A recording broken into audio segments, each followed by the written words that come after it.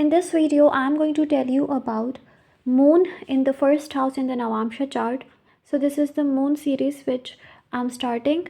If you want to take personal reading, you can check the description box or the comment section to find the details there.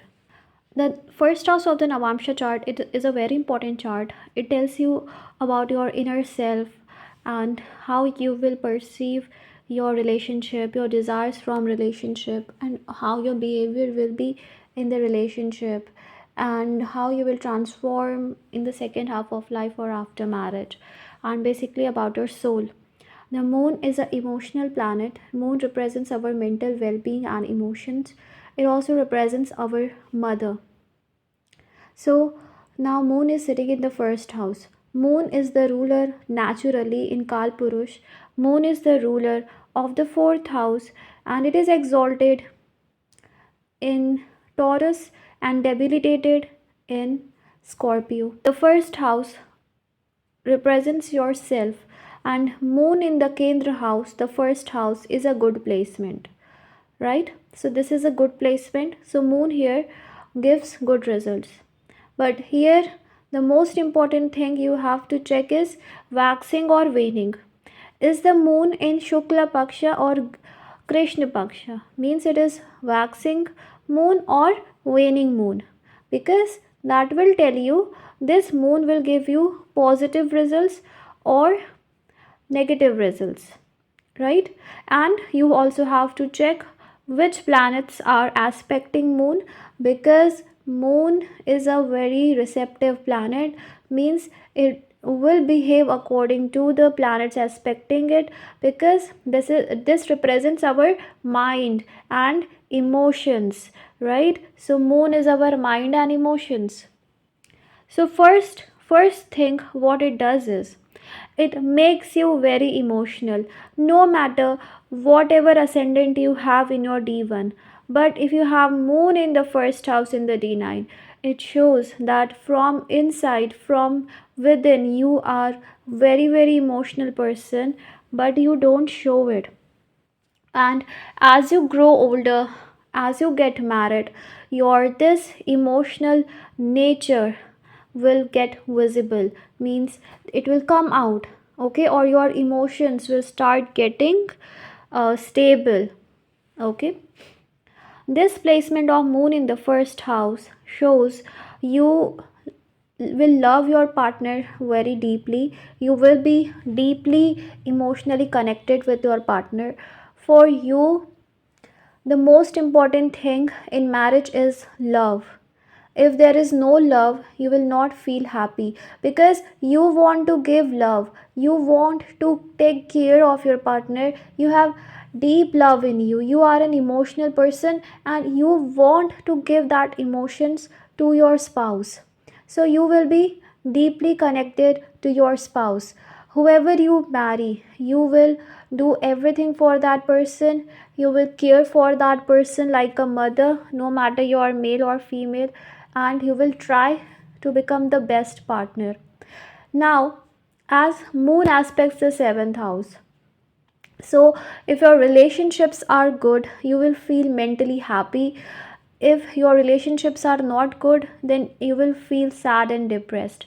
But it also depends upon the placement of moon, because moon in the first house can also show you will do self love, means you will want to emotionally love yourself as well. Now first house completely rules your nature, so you are very emotional and sensitive person, and not only in your marriage but everywhere you will use that emotional nature, like with your family, with your children, with your spouse, with your friends.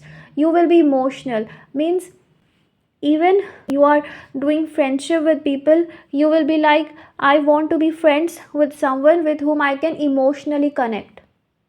So emotions becomes the important aspect of your life. With your children also you will want that emotional connection, because you're sensitive soul. Little things hurt you, and you are an overthinker also. You overthink a lot, little things. And this overthinking is especially about your relationship, it's about your spouse. Little actions of your spouse will affect you deeply, and you may cry easily. Okay, so this thing is there. So if it is a positive moon here, it is a waxing moon here, then it gives you stable emotions. Stable Having stable emotions is very important, because then only you will be able to give unconditional love. But if it is waning or it's weak, when it is weak, when it is aspected by Saturn, or with Rahu Ketu, or with Saturn, or aspected by these planets, or combust by Sun. Okay, with Mars, Moon is okay, it's good with Mars. So then only Mars is weak, sorry, Moon is weak. Okay, along with that, it also makes you very romantic. You may love to write poetry, especially when it is connected with Venus, or you may love to write romantic quotes or sad poetry, sad quotes. It basically makes you highly intuitive. It makes you connected to your soul, not with your mind, with your physical mind, but your soul. And when a person is connected with the soul, the person becomes highly intuitive, and the person is not only able to understand his emotions, but is also able to understand others emotions, right? But it also gives you mood swings, because Moon is highly unstable planet. It stays in a sign only for 2.5 days, then it changes again. So your mood will always change. One time you will think this, other time you will think something else. It's like one time you will get angry, the other time your anger will diminish by itself. So it's like mood is always changing. One time you are thinking something, other time you are thinking something else. But if it is waxing, this thing will not be very prominent.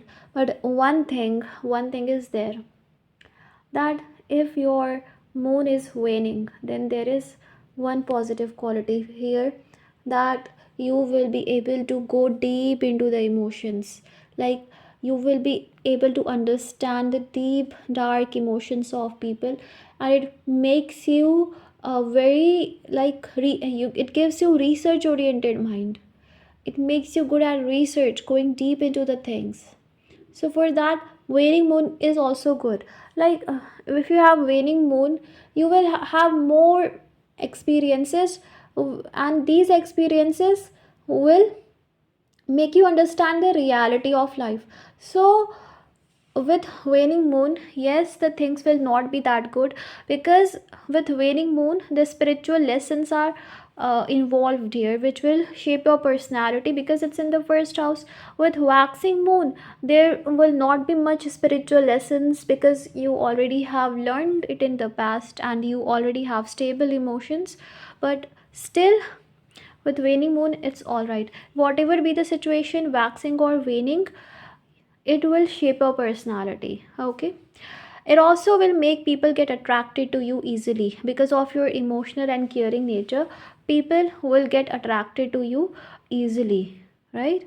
But the thing is, you have to balance your emotions. Okay, if you become overly sensitive, overly caring, then no one will want to be with you, because that will irritate others. So maintaining a balance becomes very much important here. All the careers in which you have to heal people, in which you have to counsel people, you have to nurture people, take care of people, will be good for you, right? And after marriage, or in the second half of life, your family will become very important for you, because moon in the first house also shows a pending past life desire of getting married, of having a home, which you were not able to get in the past life. Okay, so, your family, your mother, your children, your spouse will become most important for you in your life, and you will want to give them importance in your life. Means your personal life will become very important, and you will not want to compromise in any manner. Okay, your moon is weak or your moon is strong, I'll tell you by some situations that will be in your life. Like, if you have lack of confidence, if people's behavior affect you a lot, if you are not able to make right decisions, if you get overly emotional, if you start crying easily in little little things, if you feel lonely and depressed, and some negative thoughts you have, thoughts of loneliness, thoughts that no one loves you, thoughts no one need you, then your moon will be weak. If your emotions are balanced, if you have confidence, if you are able to understand people's emotions but their energy doesn't affect you much, if you have stable and balanced emotions, if your confidence is good, if you are able to make right decisions, then your moon is okay, right? So this thing is there. But it also shows that after your marriage you will always try to adjust with your spouse, right? You will always try to adjust with their situations and circumstances, and you will always give importance to love, no matter how they be with you. But somewhere there's also possibility of blaming your spouse for something. It also makes you childish because moon is a childish planet. So in your marriage you will act very childish. Okay, you will always want your partner to nurture you or to give love to you, give support to you. They would want that if they get angry, their partner should calm them down. So this type of trait they will have means they will crave for the love of their partner, they will crave for their attention, and they will try different methods to get the attention of the partner. And their partner's little things will affect them a lot. So their partners should be careful with the kind of behavior they show to them. And these people also get emotionally attached very easily with people. Like if someone gives little love to them, little care to them, they get deeply attached, deeply connected, and they are able to understand others emotions. Also, your mind, if you have moon here, your mind will be always thinking like, does my partner love me or my partner doesn't love me? Like these type of questions will come in your mind, like they don't love you, they don't care for you, they don't need you. So here the only thing you have to do is you need to balance your emotions. Om Namah Shivaya japa is good for you to balance moon here. Overall, just understand moon is a positive planet. Okay, it is a benefic planet and it is in the first house. So moon will aspect your seventh house, which is a positive aspect on the seventh house. So this is a good placement. Okay, it protects your seventh house. A strong moon here gives good emotional bond with your partner and true deep love with your partner, right? But when it is weak, it gives emotional instability. Okay, this moon is also good for spiritual path, going deep into spirituality, becoming a spiritual person. Okay, so if you want to go into spirituality, this is a very good placement. Okay, and you will be always be influenced by how people perceive you, how people see you.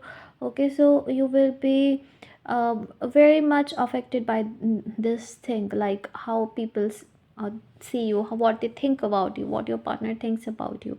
This thing can be there. Okay, but yes, you should use this moon's energy into creativity, because you are a very creative soul with moon here. So utilize it. And because moon is always changing, so in your marriage, in your relationship, it will give you lots of experiences.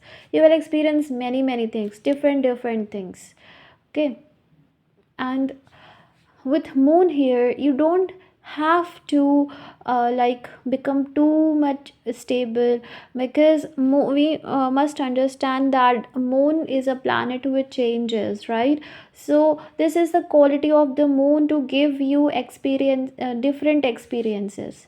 Okay, so experience different emotions, experience your true self, your inner self, to utilize the moon to the best. Okay, So this you should do with moon in the first house. Overall, it's a good placement, and I hope this video was helpful. God bless you. Bye.